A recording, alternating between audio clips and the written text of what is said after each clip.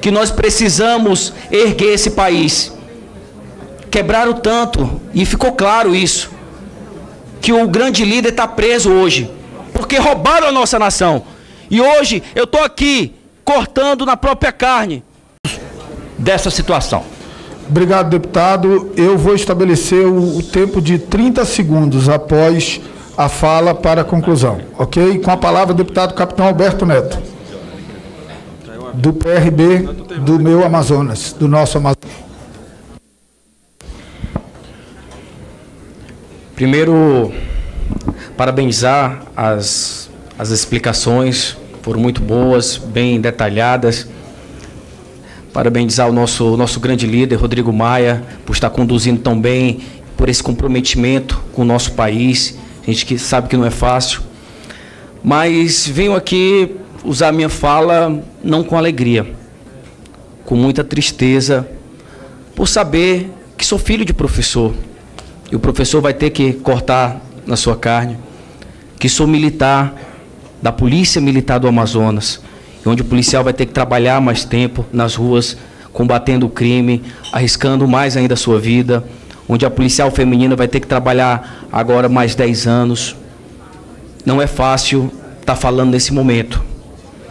Porém, tem que ficar claro para a população brasileira que o governo anterior, que os governos anteriores quebraram o nosso país. Essa reforma pode ser, a muitos olhares, até um pouco dura, mas é a realidade. São números, é matemática. E contra isso, não tem como contra-argumentar. Quebraram o nosso país. A Seguridade Social, ela se mantinha porque o país estava em crescimento, tinha bastante emprego, muitas contribuições. Quando houve o declínio, o desemprego, hoje, o desemprego assola a nossa nação. São 14 milhões só o que nós conseguimos mapear, mas lógico que são muito mais. Então, é por esses desempregados, isso que a gente tem que entender, é por esses desempregados que não tem agora nem o que comer na sua mesa, que estão passando necessidade, que estão sendo ajudados por um e por outro, que nós precisamos erguer esse país. Quebraram tanto, e ficou claro isso, que o grande líder está preso hoje, porque roubaram a nossa nação.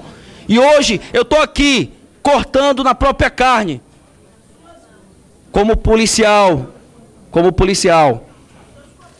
dos meus colegas, mas já tem um projeto que eu posso voltar amanhã, se for aprovado. Mas posso voltar se o projeto for aprovado. Então, é por esses brasileiros que hoje estão desempregados que nós precisamos fazer essa reforma. Precisamos fazer essa nova reforma. E eu queria deixar alguns questionamentos, porque não podemos errar mais. Erramos demais. Roubaram demais essa nação.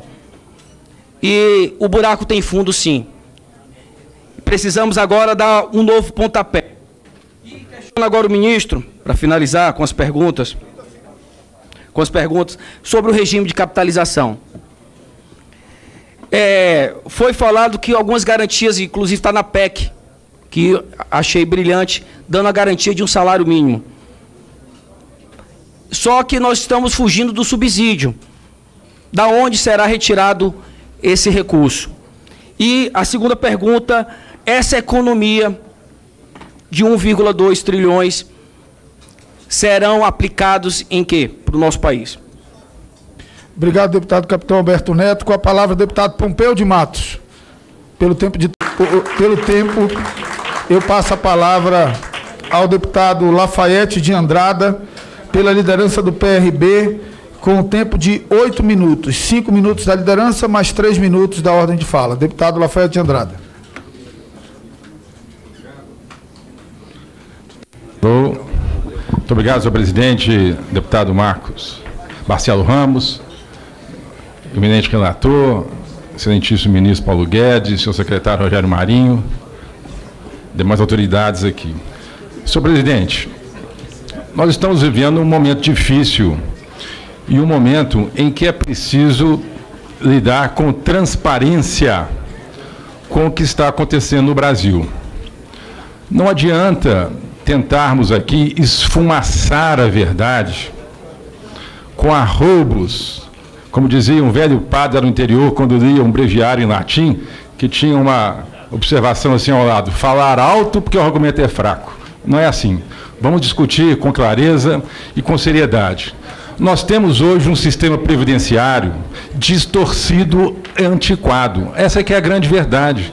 E que todos nós estamos sentindo isso na pele. Senhor presidente, vamos lá. Nós temos um modelo antigo que foi inserido na Constituição em 1934. Em 1934, baseado no modelo de Bismarck, na Alemanha de 1880. É esse o nosso modelo.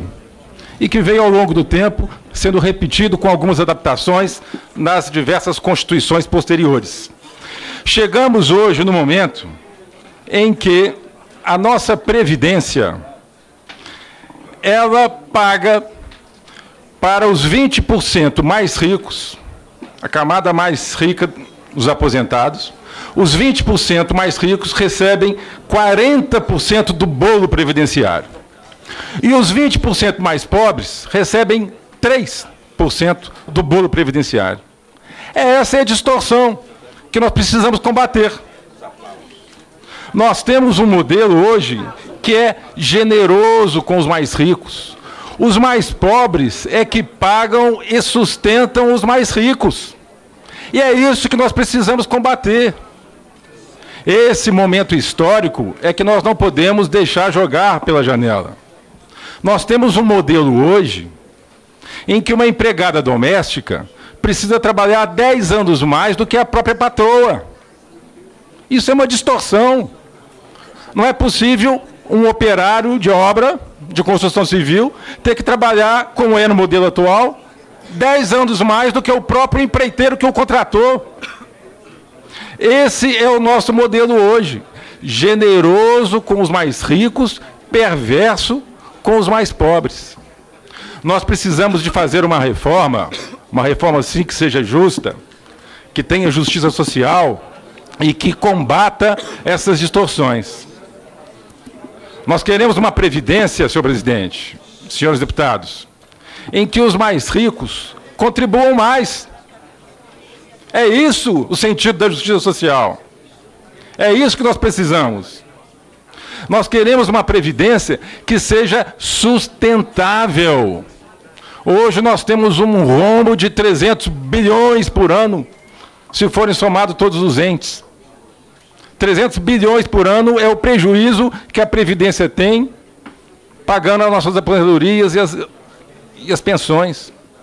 Em alguns estados, como foi dito aqui, em alguns estados, o número de pensionistas e de aposentados já é maior do que o número de trabalhadores ativos. Nós temos que corrigir essa distorção. Nós temos que ter uma previdência que garanta a aposentadoria para todos. Se para que isso ocorra for necessário algum sacrifício, que seja feito. Mas é preferível um sacrifício que garanta uma previdência para todos do que amanhã não termos previdência para ninguém. Esta é a realidade que nós hoje estamos inseridos. Ou salvamos a previdência, ou ninguém terá previdência amanhã. Muitas vezes, é a reflexão que eu faço, um remédio pode parecer amargo, mas ele salva a vida do indivíduo. Esse é o momento que nós estamos vivendo. Senhor presidente, eu apenas como algumas reflexões, e que foram ditas aqui, mas precisamos expressar para refletirmos a responsabilidade que pesa sobre nossos ombros e de todo esse parlamento. A nossa Previdência hoje gasta 3 vezes mais de tudo que é gasto com educação, saúde e Bolsa Família.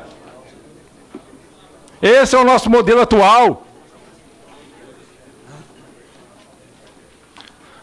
Em 5 anos, nos últimos 5 anos, por conta do rombo da Previdência, a nossa capacidade de investimento caiu pela metade. É esse o nosso desafio.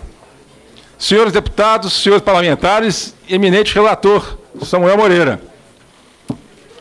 O Brasil espera de nós responsabilidade.